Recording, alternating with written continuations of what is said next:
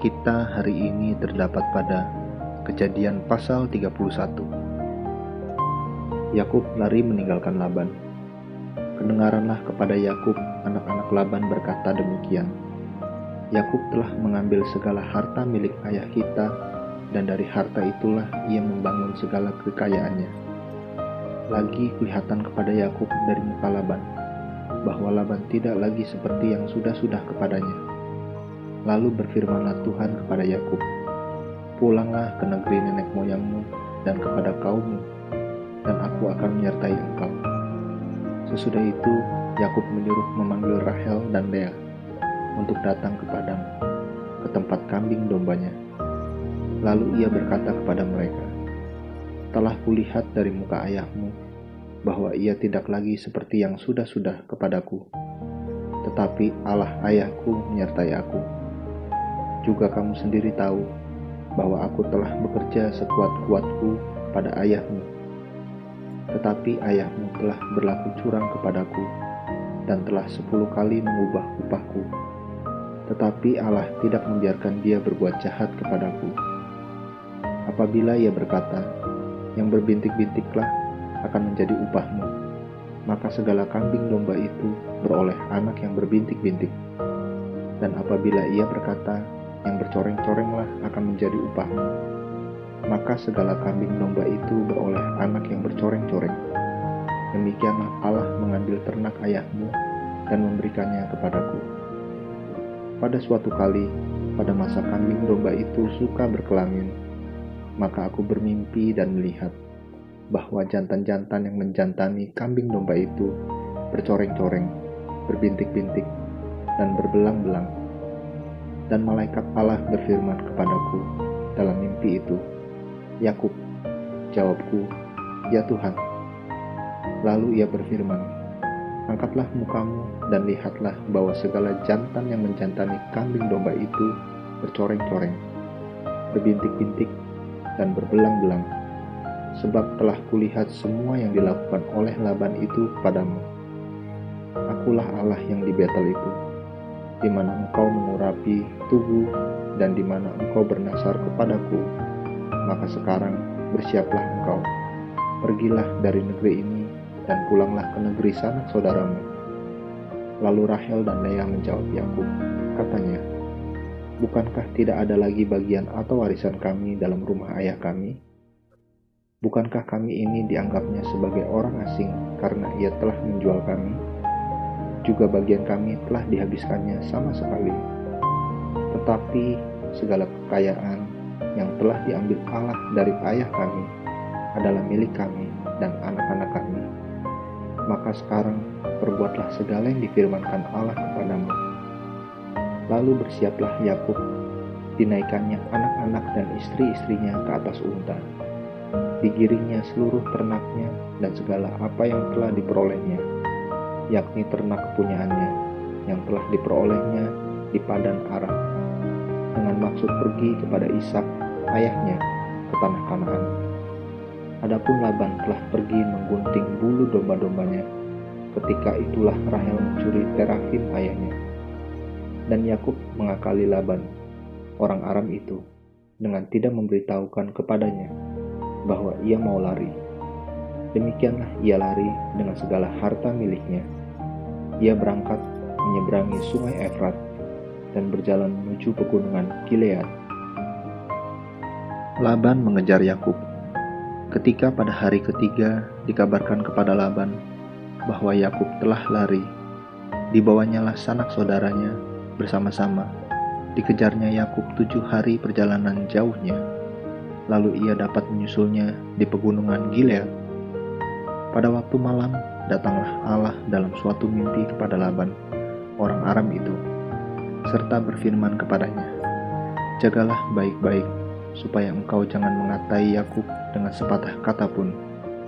Ketika Laban sampai kepada Yakub, Yakub telah memasang kemahnya di pegunungan.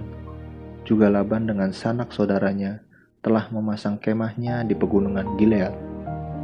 Berkatalah Laban kepada Yakub, "Apakah yang kau perbuat ini? Maka engkau mengakali aku dan mengangkut anak-anakku perempuan sebagai orang tawanan?"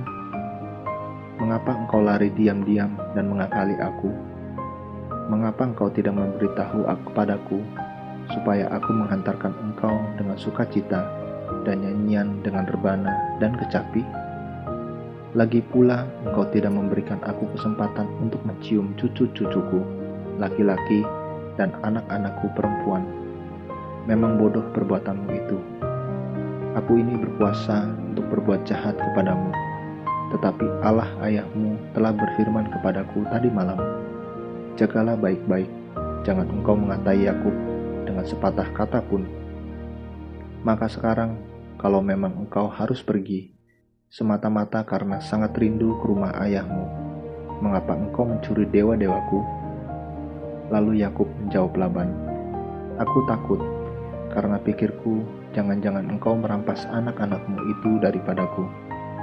Tetapi pada siapa engkau menemui dewa-dewamu itu, janganlah ia hidup lagi. Periksalah di depan saudara-saudara kita segala barang yang ada padaku, dan ambillah barangmu. Sebab Yakub tidak tahu bahwa Rahel yang mencuri terafim itu. Lalu masuklah Laban ke dalam kemah Yakub, dan ke dalam kemah Lea, dan ke dalam kemah kedua budak perempuan itu. Tetapi terafim itu tidak ditemuinya. Setelah keluar dari kemah Lea, ia masuk ke dalam kemah Rahel. Tetapi Rahel telah mengambil terafim itu dan memasukkannya ke dalam pelana untanya, dan duduk di atasnya. Laban menggeledah seluruh kemah itu, tetapi terafim itu tidak ditemuinya. Lalu kata Rahel kepada ayahnya, janganlah Bapa marah, karena aku tidak dapat bangun berdiri di depanmu, sebab aku sedang haid. Dan Laban mencari dengan teliti, tetapi ia tidak menemui terafim itu. Lalu hati Yakub panas, dan ia bertengkar dengan Laban. Ia berkata kepada Laban, apakah kesalahanku? Apakah dosaku? Maka engkau memburu aku sehebat itu. Engkau telah menggeledah segala barangku. Sekarang apakah yang kau temui dari segala barang rumahmu? Letakkanlah di sini, di depan saudara-saudaraku dan saudara-saudaramu, supaya mereka mengadili antara kita berdua. Selama 20 tahun ini, aku bersama-sama dengan engkau. Domba dan kambing betinamu tidak pernah keguguran, dan jantan dari kambing dombamu tidak pernah kumakan. Yang diterkam oleh binatang buas tidak pernah kubawa kepadamu. Aku sendiri yang menggantinya. Yang dicuri orang, baik waktu siang, baik waktu malam, selalu engkau tuntut daripadaku. Aku dimakan panas hari waktu siang dan kedinginan waktu malam, dan mataku jauh daripada tertidur. Selama 20 tahun ini aku di rumahmu. Aku telah bekerja padamu 14 tahun namanya, untuk mendapat kedua anakmu, dan 6 tahun untuk mendapat ternakmu. Dan engkau telah 10 kali mengubah upahku. Seandainya Allah ayahku, Allah Abraham, dan yang disegani oleh Ishak tidak menyertai aku, tentulah engkau sekarang membiarkan aku pergi dengan tangan hampa. Tetapi kesengsaraanku dan jerih payahku telah diperhatikan Allah, dan ia telah menjatuhkan putusan tadi malam. Perjanjian antara Yakub dan Laban. Lalu Laban menjawab Yakub, perempuan-perempuan ini anakku, dan anak-anak lelaki ini cucuku, dan ternak ini ternakku. Bahkan segala yang kau lihat di sini adalah milikku. Jadi, apakah yang dapat ku perbuat sekarang kepada anak-anakku ini, atau kepada anak-anak yang dilahirkan mereka? Maka sekarang, marilah kita mengikat perjanjian, aku dan engkau, supaya itu menjadi kesaksian antara aku dan engkau.